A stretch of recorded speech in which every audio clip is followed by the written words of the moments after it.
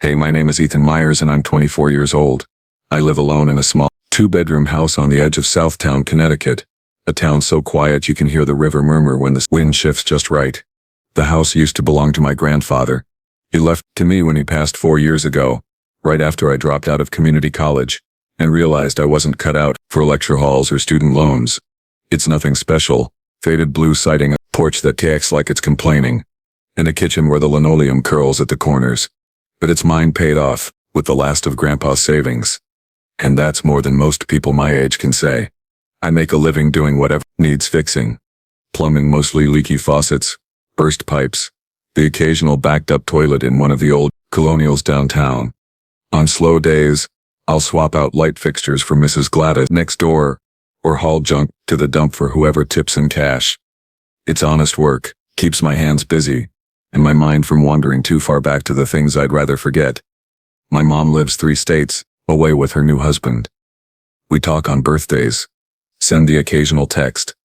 Dad, haven't heard from him since he missed my high school graduation.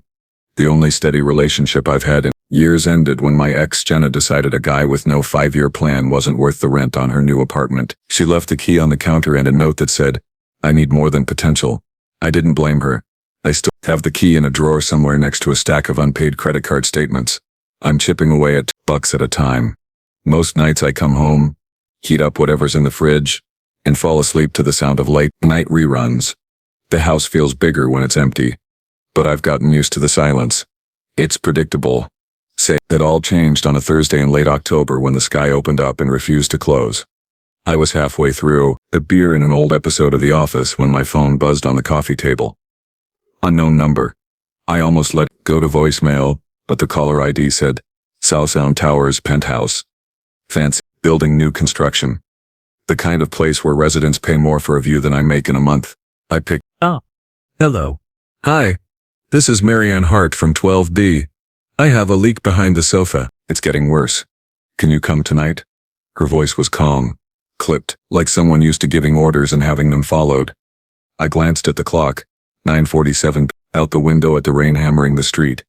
Normally I'd say call tomorrow, but the desperation tucked under her politeness was hard to ignore. Give me 20 minutes, I said. I grabbed my toolbox, threw on a hoodie, and drove through sheets of water that turned the windshield into a blur.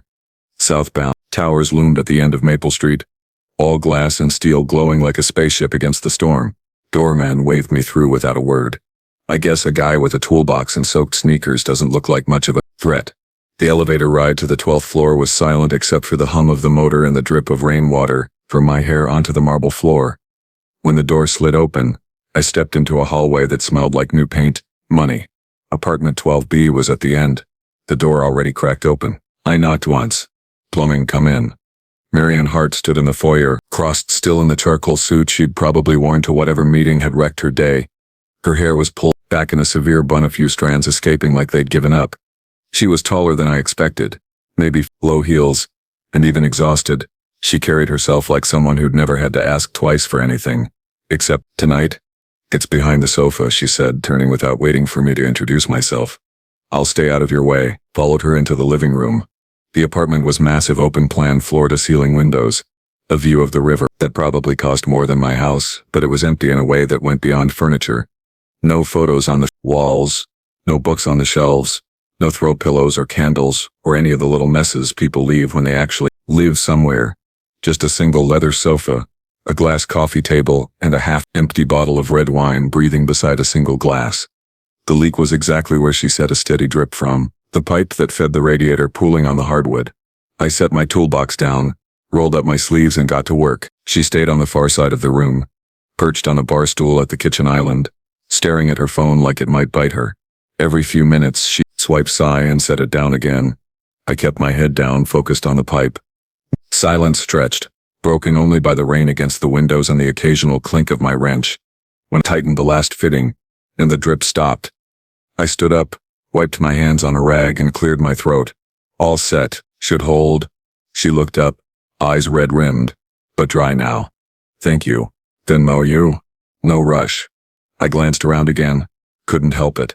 Nice place. Must be quiet up here. Too quiet, she said.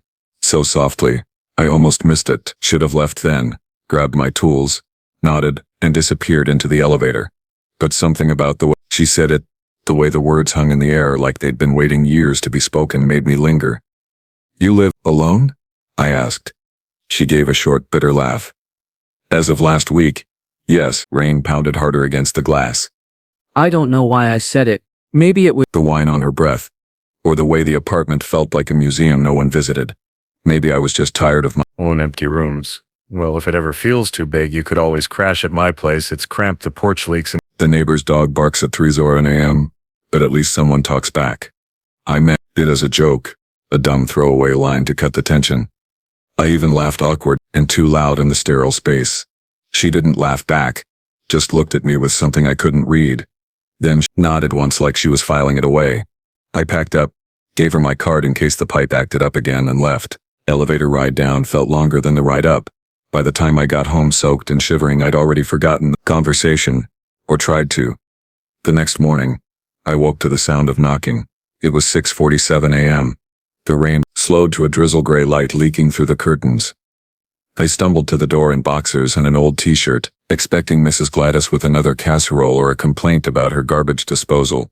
Instead, Marianne Hart stood on my porch, drenched, a small black suitcase at her feet. Her hair was loose, now wet strands clinging to her cheeks. She wore jeans and a cream sweater that had seen better days. Her eyes were wide, determined, and just a little terrified. "Your offer," she said, voice steady, despite the tremor in her hands. "Does it still stand?" Stared at her brain, still half asleep. Rain dripping from the eaves onto my bare feet. "What?" She swallowed. "I don't have anywhere else I want to be."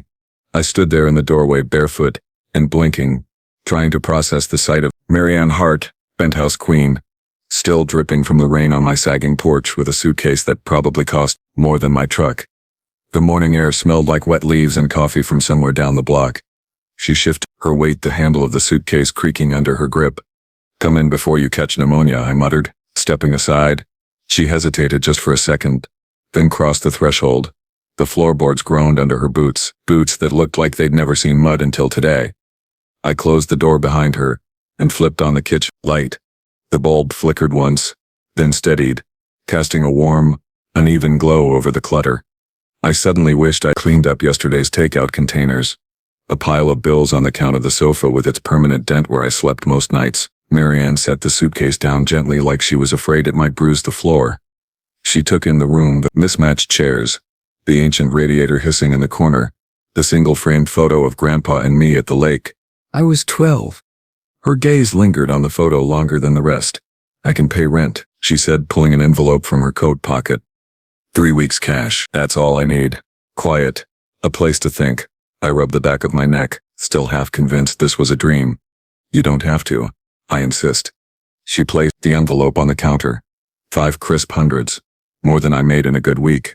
"I'm not here for charity," I wanted to argue, but the look in her eyes, steady, almost defiant, stopped me. "Fine. Guest room's down the hall. It's basic." She nodded, picked up the suitcase, and disappeared around the corner. I heard the door click shut, then nothing. No footsteps, no unpacking, just the soft patter of rain on the roof. That first week we were ghosts in the same house. I'd leave before dawn for jobs, Mrs. Lang's dishwasher, the bakery's grease trap, rental on Elm Street, with a toilet that wouldn't stop running. I'd come home after dark, boots caked in mud, and find the kitchen light on a plate of something covered in foil on the stove. Chicken and rice, lasagna, once a steak so perfectly seared I almost cried. No note, just food. Marianne stayed in her room most of the time. I'd hear the shower running at odd hours, the creak of the floorboards when she paced. Sometimes I'd catch a glimpse of her through the crack in the door, curled on the bed with a book, hair loose, wearing one of my old flannel shirts because her clothes were all dry clean only. Looked smaller without the suit. We didn't talk. Not really. A good morning if we passed in the hall. A thanks for the food mumbled over coffee. I slept on the sofa blanket, pulled up to my chin, pretending the lump in my throat was just from the draft. But the house started to change. One morning I came downstairs and found the pile of bills neatly stacked, a rubber band around them. The takeout containers were gone. The sink sparkled. I opened the fridge and saw groceries. Real groceries. Eggs, milk, a bag of apples, a 6-pack of the IPA I liked. No note. That night, I knocked on her door. She opened it to crack eyes. Wary. You don't have to clean up after me. I said, no. She paused. It helps me think. I nodded, not sure what to say. Flannel looks good on you. She glanced down, cheeks pink. It was in the dryer. Keep it. She closed the door. I stood there a long time listening to the rain. The second week, the silence started to crack. I came home one evening to the smell of garlic, rosemary. Marianne was at the stove, sleeves rolled up, stirring something in my grandmother's cast iron skillet. Hair was down, curling at the ends from the steam. She didn't turn when I walked in. Hope you're hungry, she said. Made too much. I dropped my toolbox by the door. Starving. We ate at the table. Actual plates. Not paper. She'd found the good napkins. The ones I saved for Thanksgiving. Chicken was tender. The potatoes crispy. We didn't talk much, but it wasn't awkward anymore. It was easy. After dinner, she washed. I dried. Our hands brushed over a plate. Neither of us moved away. You sing when you think no one's listening, I said, breaking the quiet. She froze sponge mid-scrub. Heard that Fleetwood Mac landslide. You've got a good voice. She laughed, soft, surprised. I haven't sung in years. That night I heard her again, through the wall. Not loud, just enough to carry. I lay on the sofa, eyes open, listening to the notes drift like smoke. The third week, the house felt different, warmer. The radiators still hissed, but the air didn't bite as much. I came home to find the broken shelf in the hallway fixed perfectly level, screws tight. Marianne was on her knees, toolbox open, hair tied back with one of my bandanas. You didn't have to, I started. It was crooked, she said, looking up, but I couldn't stand it. I crouched beside her. You're good with your hands. Used to build furniture prototypes before the boardrooms. She tightened a screw. Muscle memory.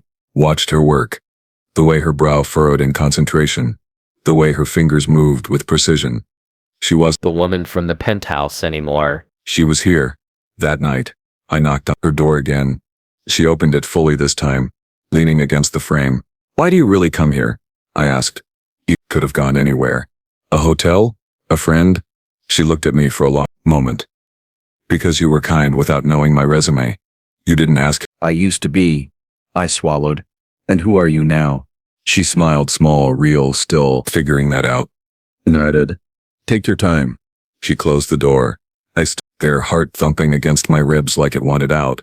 The next morning I found a note on the counter. Not go an envelope kind. Just a post-it on the coffee pot. Thanks for the quiet. Stuck it to the fridge right next to the photo of Grandpa and me. The 3 weeks turned into a month without either of us saying a word about it. The envelope of cash stayed untouched on the counter, pushed behind the cereal box like a relic we'd both forgotten. Marianne kept cooking and I kept eating. The house smelled like garlic and thyme most nights, and the radiator's hiss became background music instead of a complaint. I stopped sleeping on the sofa somewhere around week 5. The guest room door stayed cracked open, and I'd taken to leaving my boots in the hall instead of by the door. Small shifts, nothing dramatic, just the slow erosion of boundaries neither of us had named. One Tuesday in November, I came home to find the living room lamp rewired. The old brass one Grandpa swore was vintage, but really just flickered like a dying firefly. Marianne was on the floor, legs crossed, surrounded by wire strippers and electrical tape. She didn't look up when I walked in. Figured you'd blow a fuse eventually, she said, twisting a cap onto a fresh wire. This thing was a fire hazard. I dropped my keys in the bowl. But you didn't have to.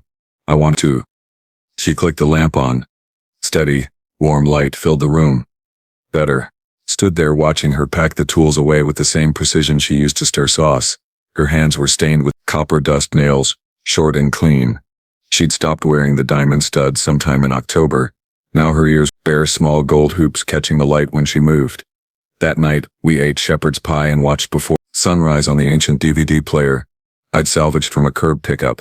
She sat on the couch, legs tucked under her plate, balanced on her knee. Halfway through, Jesse and Celine started arguing about time and Marianne laughed. Really laughed. Head back. The sound bouncing off the walls. What I asked? Nothing. Just I used to watch this in boardrooms between meetings on mute with subtitles. She wiped her mouth with a napkin.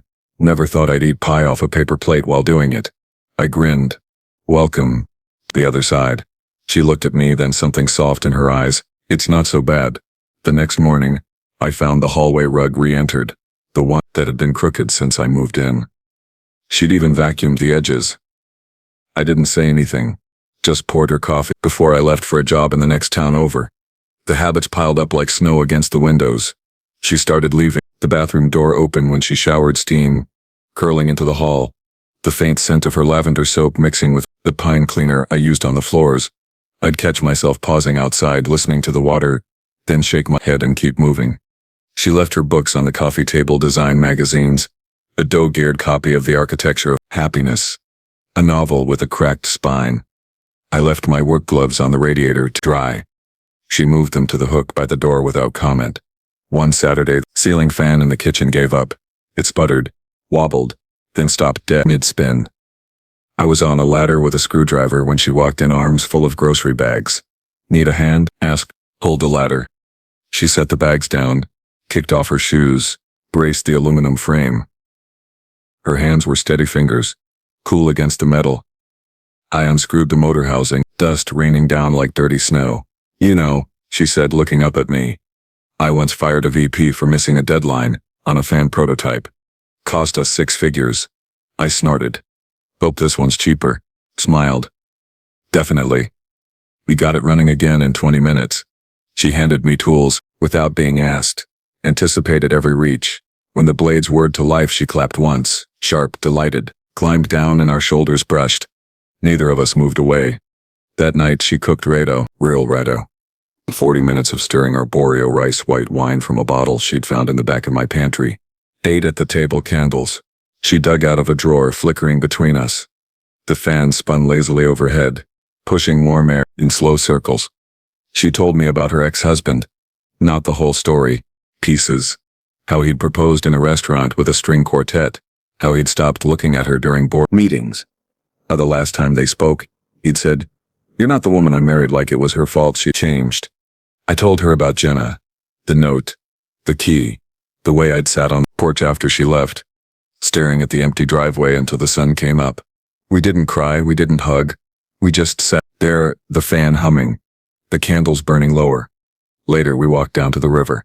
The path was slick with leaves, the water black and glassy under the streetlights. She wore my old denim jacket. It swallowed her sleeves, rolled 3 times. We didn't hold hands, but our arms swung in rhythm, knuckles grazing every few steps. She stopped at the bench by the old mill. "I used to run here," she said, "for the divorce. 5 miles every morning. Thought if I kept moving, nothing could catch me." I sat beside her. And now I'm standing still. She looked at me, and it doesn't feel like falling. I reached over, brushed a leaf from her hair. She leaned in to touch just slightly. Her hand found mine on the bench, fingers threading without hesitation. We stayed like that until the cold crept through our clothes.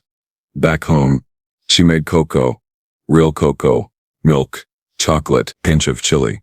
We drank it on the porch, wrapped in the same blanket. The rain had stopped. The air smelled clean, sharp. She rested her head on my shoulder. I didn't move. Inside, the house felt different. The walls had stories now. The kitchen table had scars from her knives. The hallway smelled like her soap and my sawdust. The guest room door stayed open. My boots lived in the hall. The envelope of cash was still on the counter, but neither of us mentioned the 3 weeks anymore. One night I came home to find her asleep on the couch, book open on her chest. The lamp cast a soft circle of light over her face line, smooth mouth slightly open.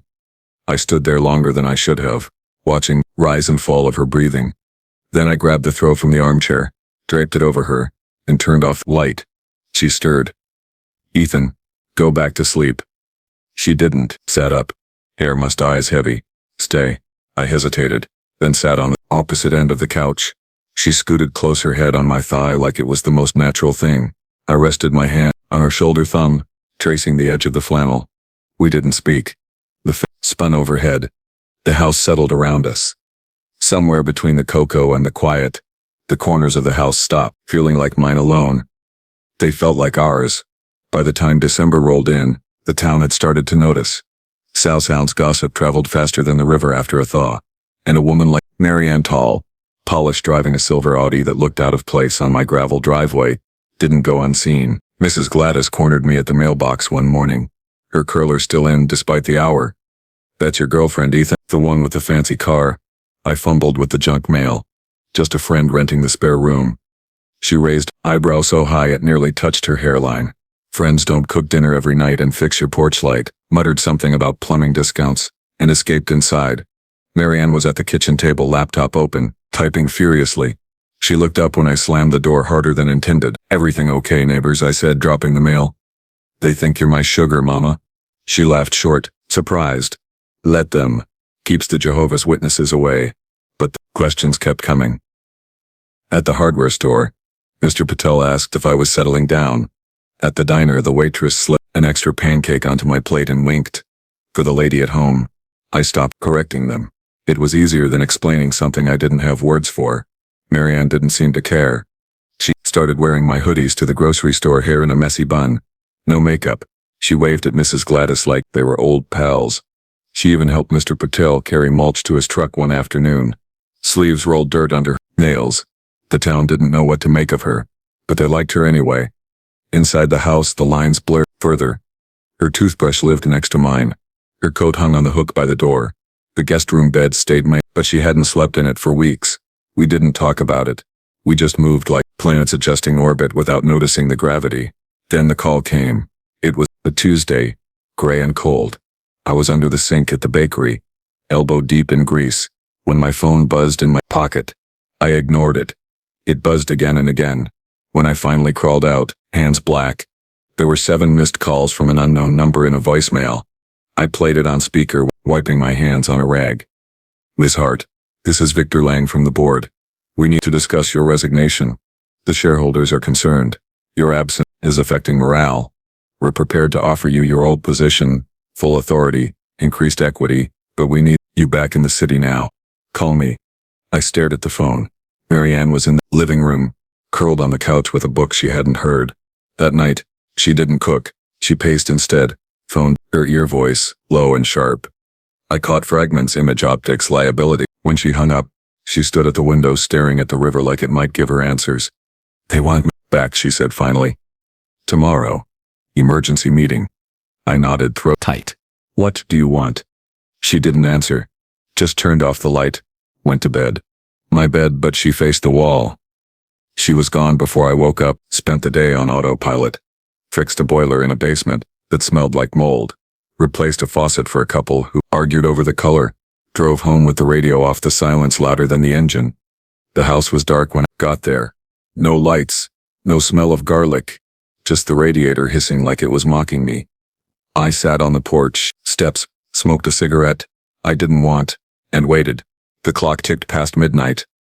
On 2. I didn't sleep. At 3 a.m. headlights swept the driveway. The Audi pulled in, slow tires crunching gravel. Marianne stepped out, heels, one hand, hair loose and wild.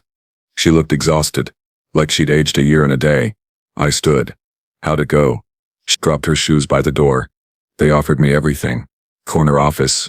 7 figures, a driver. She laughed, bitter. They said living here was erratic behavior. That I was throwing away my legacy. I swallowed and she looked at me, really looked. I told them I'd think about it. 48 hours. The air between us crackled. I wanted to say, stay. Wanted to say don't. Wanted to say something that wasn't pathetic. Instead, I went inside, grabbed 2 beers from the fridge, and handed her one.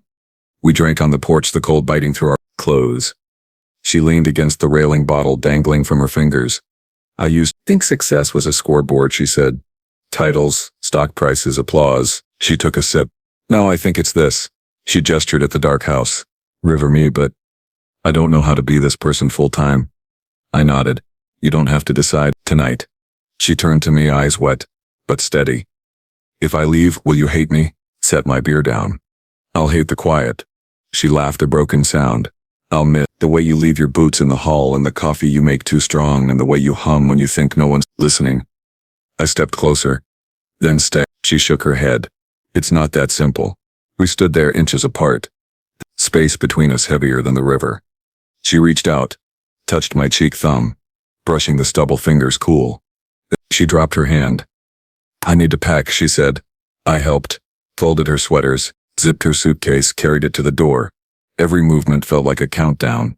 That night we ate in silence. Leftover lasagna cold. She picked at it. I pushed mine around the plate. When the dishes were done, she stood in the hallway, suitcase at her feet. I should go, she said. I nodded. Drive safe. She opened the door, then stopped, turned back. Ethan, yeah, come back. Will you still be here? I looked at her, really looked. The woman who fixed my lamp, cooked my meal, slept in my bed without asking permission. The woman who'd made my house feel like a home. Where else would I go? I said. She smiled small and sad, and walked out into the dark. I didn't sleep. Just sat on the porch until the sky turned gray, the river mist rising like ghosts. The next morning, I left before the sun was fully up. The air was sharp, the kind of cold that gets under your skin and stays there. I had a job at the old mill replacing rusted pipes in the basement. So I threw my tools in the truck and drove off without looking back. The house felt too still, the porch light still on from the night before. I didn't turn it off. The day dragged. I crawled through cobwebs, sludge hands, numb mind replaying Moran's face in the doorway. Her suitcase. The way she'd said my name, like a question she already knew the answer to.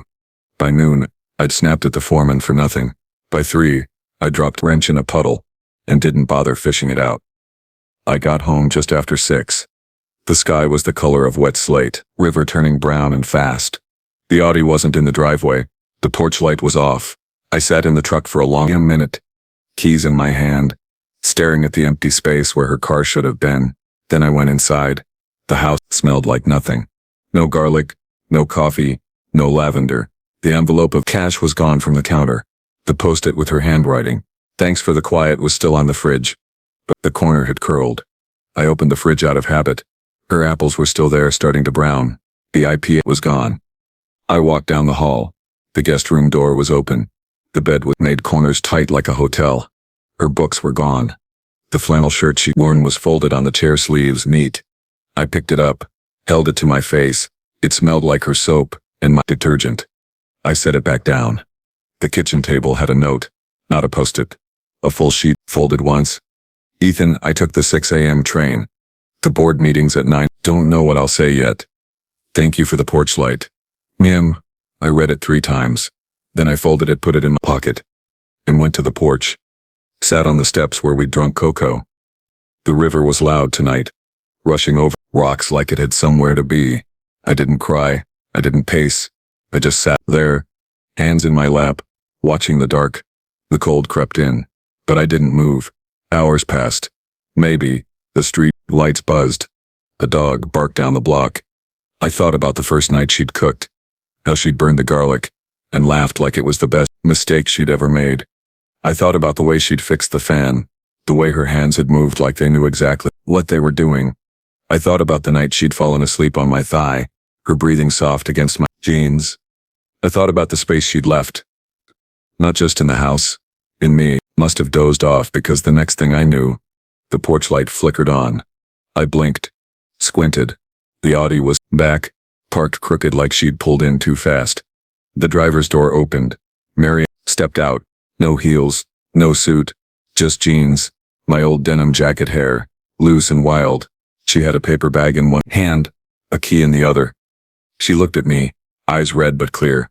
I couldn't do it, she said. I stood. The meeting I didn't go. She walked up the steps slow. I got to the station, bought a ticket, stood on the platform, and then I thought about the way you leave the coffee pot half full, so I don't have to make it in the morning. And the way you hum when you're fixing something, the way this house smells like sawdust and thyme, in home. She stopped in front of me, close enough that I could see the tear tracks on her cheeks, close enough that I could smell the rain on her jacket. I called Victor from the platform, she said. Told him, I'm done, not resigning. Done. They can keep the corner office. I'm keeping this. She held up the key. My spare, the one I'd given her the first week. Half joking, I took it. My hand shook. You sure? Asked. She nodded. I'd never been more sure of anything. I stepped forward, wrapped my arms around her waist from behind like I had that night in the kitchen. But this time she leaned back into me fully. Her head fit under my chin. Her hands covered mine. Inside the house woke up. The radiator hissed. The fridge hummed. The porch light buzzed like it was happy to be on again. She turned in my arms, faced me. I'm not good at this, she said. At staying. At choosing messy over perfect. Me neither, I said. She smiled. Small real. Then we'll figure it out together. We stood there a long time. The river kept moving. The cold kept biting. But the space between us was gone. Later, she cooked eggs, wore my t-shirt, burned the toast, laughed when I scraped the black off with a knife. We ate at the table, knees touching under it. The fan spun overhead. The house smelled like butter and coffee and rain. We didn't talk about forever. We didn't make promises. We didn't need to. The suitcase stayed in the hall, unpacked. The flannel shirt stayed on the chair. The post-it stayed on the fridge. Some nights we still walk to the river. Some mornings I leave the coffee pot half full. Some evenings she still sings when she thinks I'm not listening. The town still talks. Mrs. Gladys still asks questions. The board still sends emails. Marianne deletes without reading. But the house is warm. The porch light stays on. And every morning I wake to the sound of someone else's key in the door. Not because we fixed each other. Because we chose to stay broken together, and that was enough.